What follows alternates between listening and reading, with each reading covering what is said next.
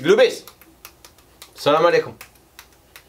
Et bonjour à tous les pays francophones, on revient James Core DZ avec votre prochaine vidéo aujourd'hui. Bien sûr, c'est celle des lipides. Pour les personnes qui viennent tout juste débarquer ici pour la première fois, je vous invite à vous abonner à ma chaîne. Et n'oubliez pas surtout de cliquer sur la cloche de notification. Comme ça, vous allez recevoir mes vidéos lorsque je les publie ici. En même temps, lorsque vous finissez cette vidéo, au milieu de la vidéo, il faut que quelque chose de spécial arrive d'ailleurs à tout le monde. Bah, je ramène le doigt et un petit j'aime. Un petit j'aime serait super cool. Je vais vous dire pourquoi, parce que vous allez adorer ce qui va arriver dans pas longtemps. Mes chers Gloubis, la dernière fois, qu'est-ce qu'on avait parlé d'eux? On avait parlé des glucides et auparavant, les protéines. Maintenant, vous savez comment utiliser ou approcher vos protéines et vos glucides. J'utilise tout le temps une analogie ou des analogies pour expliquer quelque chose, parce que je sais que pas tout le monde est sur le même niveau. Aujourd'hui, on va faire la même chose pour les lipides. Les lipides, lorsque je pense aux lipides, je pense à deux choses. La première des choses, c'est la fonction du cerveau. La deuxième des choses, c'est la production d'hormones. En quelque sorte, testostérone, hormones sexuelles. Lorsque je pense à lipides aussi, je pense à quelque chose, ça c'est le macro le plus énergétique. Ça veut dire quoi? Le macro le plus énergétique, c'est-à-dire 1 gramme de lipides, c'est 9 calories. Si on le compare aux glucides et protéines, 1 gramme de protéines ou 1 gramme de glucides, c'est 4 calories. Dans le monde ou notre monde, les lipides sont connus comme graisses. On a 4 types de graisses.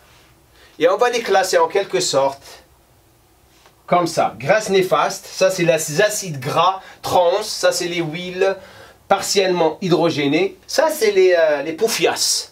Les poufias des graisses en quelque sorte. Vous les trouvez partout. Et je vais vous dire où dans pas longtemps. Et c'est pour ça que c'est important de lire l'étiquette tout le temps. Si vous trouvez cette poufias, tirez-vous.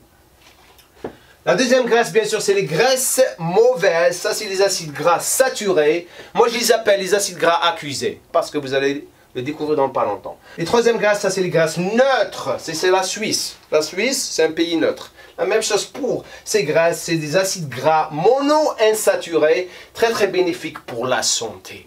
Quatrième et dernière graisse, ça c'est les bonnes graisses, acides gras polyinsaturés, nécessaires, plus super bénéfiques. Mais il y a deux familles. Il y a une famille tout le temps qui va causer de la merde si elles sont ou ils sont en grand nombre. Et ces familles, bien sûr, c'est les oméga 3 et les oméga 6, quelque chose dont on va parler dans la section numéro 2. Les poufias. On revient avec les poufias comme la première graisse, à part les deux. Et pourquoi, lorsqu'on rôde beaucoup avec les poufias, on devient une poufias? Il y a trop de discussions de poufias en ce moment. On va parler des graisses néfastes. Ça, c'est des poufias pleines de huile, partiellement hydrogénées. Et ça, bien sûr, c'est Nutella, bonbons, cookies, McDo et toutes les pâtisseries. C'est là où ils cachent les poufias. De temps en temps, être avec une poufias, c'est ok. Ça, c'est pour les hommes qui adorent les poufias. Je ne sais pas pourquoi je suis en train de parler de poufias, mais c'est la meilleure manière de vous les expliquer. Mais lorsqu'on commence à rôder avec beaucoup de poufias, on devient une poufias, comme je l'ai dit. À ne pas consommer trop. Ok? Et c'est ça le problème de la plupart des personnes qui sont en train de me regarder. Deuxième graisse, bien sûr, c'est les graisses mauvaises. Et bien sûr, comme exemple, vous avez le beurre, le bœuf, les fromages, huile de coco et charcuterie. Trop d'acides gras va causer beaucoup de problèmes de santé, comme par exemple une résistance à l'insuline qui peut causer le diabète et aussi perdre la capacité d'utiliser votre graisse comme source d'énergie. L'autre chose aussi, bien sûr, pourquoi je les appelle les accusés, c'est parce qu'ils ne sont pas toutes égales. Et pourquoi? Parce que si je prends un exemple comme l'huile de coco, elle est pleine d'acide laurique. En quelque sorte, c'est le représentant. Et l'acide laurique, il a une propriété antibactérienne et une propriété digestive qui est très très bonne pour le corps. Aussi, cette même huile de coco, elle est très riche en MCT. MCTs, Medium Chain Triglycerides, super bon à utiliser durant votre sèche. Pourquoi? Parce qu'ils sont très très uniques. C'est une source d'énergie qui est directe en plus. Ils aident dans l'oxydation des graisses. Ça veut dire quoi?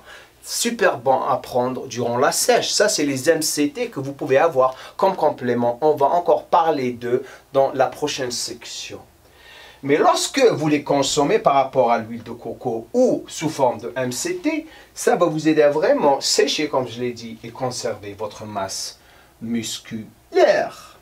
Les acides gras aussi, qui sont dans les graisses mauvaises, ils ont un très grand rôle dans la production de testostérone. Très très grand rôle, c'est-à-dire en quantité moyenne, elles sont bonnes à consommer. Maintenant, on passe aux graisses neutres comme la Suisse, un pays neutre plein de chocolat.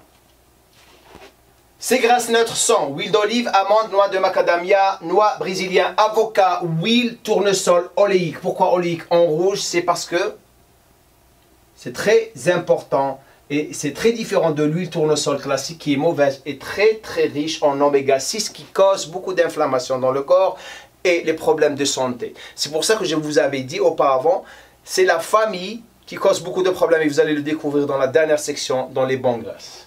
Maintenant, ces graisses sont très riches en acide oléique. Et cet acide, il a beaucoup de bonnes propriétés comme contrôler votre taux de cholestérol en quelque sorte.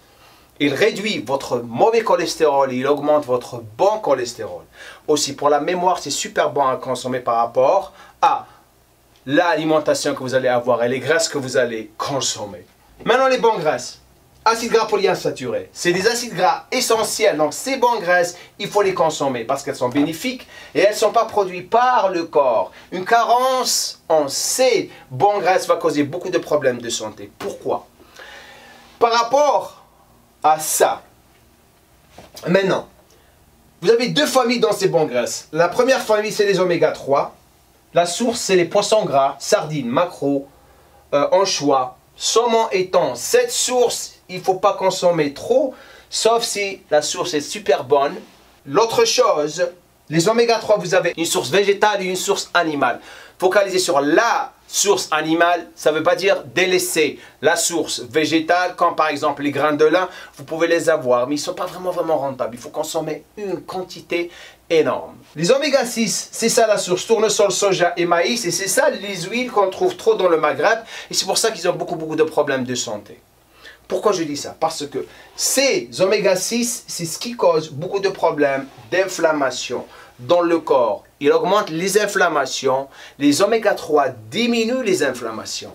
Maintenant, pour avoir un fonctionnement optimal corporel, être en bonne santé, il faut avoir un certain ratio, ou suivre un certain ratio. Ce ratio est, d'après les scientifiques bien sûr, c'est d'avoir un ratio de 4 à 1, ça oméga 6 par rapport aux oméga 3. Ou même 1, 6 à 3. Notre société consomme 26 et 1, 3. Et c'est pour ça qu'on a beaucoup de problèmes, maladies comme le cancer et tous les problèmes de santé que vous avez en ce moment. Maintenant, on arrive à la dernière section, votre consommation de lipides par rapport à votre poids du corps. Avant de l'expliquer pour les personnes qui sont débutantes, qui n'arrivent pas vraiment à comprendre, j'ai créé un guide spécial pour vous. Vous avez le lien, téléchargez-le, vous allez vraiment comprendre le pourcentage de bonnes, mauvaises et graisses neutres, même les graisses poufias à utiliser durant la journée. Et ça va vraiment vous donner une idée. Vous avez le lien au-dessous. Maintenant, consommation par 1 kg de poids du corps rapidement. On a fait la même chose. On a pris quelqu'un 85 kg. Ok? Débutant intermédiaire. Prise de masse, grammage 0,9 g à 1 g par 1 kg de poids du corps, ça va vous donner 76,5 à 85 g de lipides par jour. Focalisez bien sûr sur vos oméga 6 et 3 par rapport à votre ratio, comme je l'ai expliqué, pour la sèche. Alors la sèche, très important de vraiment prendre en considération vos MCT.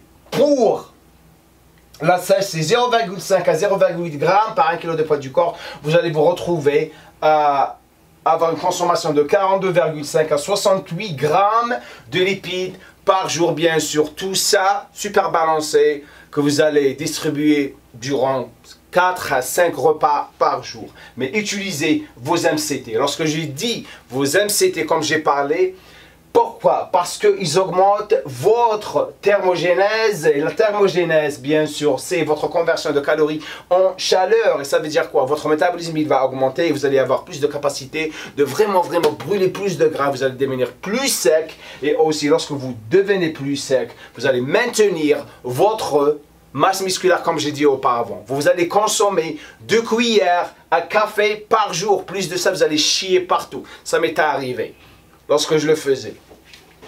Maintenant, pour les pros. Alors, les pros, c'est différent. Je vais vous dire pourquoi. Les pros, ils ont de l'expérience en diète et ils vont faire ça par rapport à leur taux de gras. Lorsque vous avez passé 15 ans à 20 ans à vous entraîner, à faire des compétitions, vous allez vraiment savoir comment utiliser vos protéines, vos glucides et vos lipides. Dans mon bon vieux temps, je pesais plus de 5 kg, j'utilisais 1 à 1,2 g par 1 kg de poids du corps de lipides. Et aussi durant la sèche, je prenais 0,9 g à 1,5 g de lipides par 1 kg de poids du corps. Donc imaginez combien de grammages de lipides j'utilisais par jour, entre 100 g à 120 g de lipides par jour. Mais ma source venait trop des MCT et des oméga 3. Et il y avait des jours où je n'utilisais pas beaucoup de glucides, mais j'augmentais mes lipides, mais je connaissais mon corps, donc ça m'a pris beaucoup de temps. Maintenant que vous avez découvert comment vraiment organiser vos protéines, vos glucides et vos lipides, je vous laisse découvrir ce qui va marcher pour vous, mes chers globis. Laissez-moi un commentaire en bas, s'il vous plaît, un j'aime serait super cool de votre part. Partagez la vidéo avec tout le monde. La prochaine vidéo, on va commencer à parler des systèmes d'intensification. Le FST 7 de Hany Rambod va débarquer et vous allez comprendre comment le faire.